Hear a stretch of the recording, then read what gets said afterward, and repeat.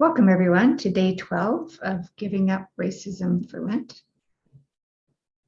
Today we're going to give up media sources that uphold racial stereotypes and or do not accurately and adequately cover racism. Much of mainstream media ignores or minimizes the voices and experiences of Indigenous, Black, and people of color on the one hand, and inflate crime statistics and negative imagery on the other. In an analysis of news coverage done by mainstream media in Pittsburgh, 64 out of 74, or 87%, of television news stories featuring Black American men were about crime. And in a review of Canadian media, and their depiction of BIPOC by the Canadian Race Relations Foundation,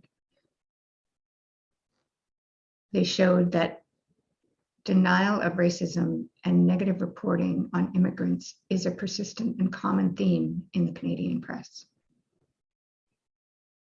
The biases and erroneous assumptions and stereotypical thinking appear to be invisible to journalists and editors who are largely white, male, and middle class.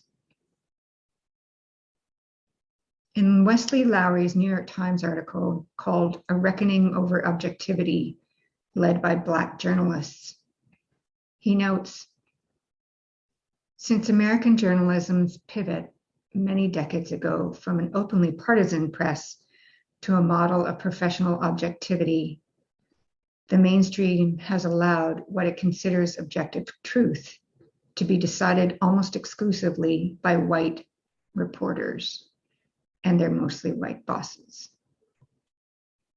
And those selective truths have been calibrated to avoid offending the sensibilities of white readers. On opinion pages, the contours of acceptable public debate have largely been determined through the gaze of white editors. The views and inclinations of whiteness are accepted as the objective neutral. So here's your tip for the day. Seek out media that hire BIPOC journalists, editors, and management, and have proven their commitment to publishing stories on systemic racism that challenge the conventional narrative. You can find some examples on our website, and I'll list some of them here. They include the Tyee, especially their Under the White Gaze series, the Narwhal, APTN, The Conversation, Democracy Now!, and the Black News Channel. And there are many more.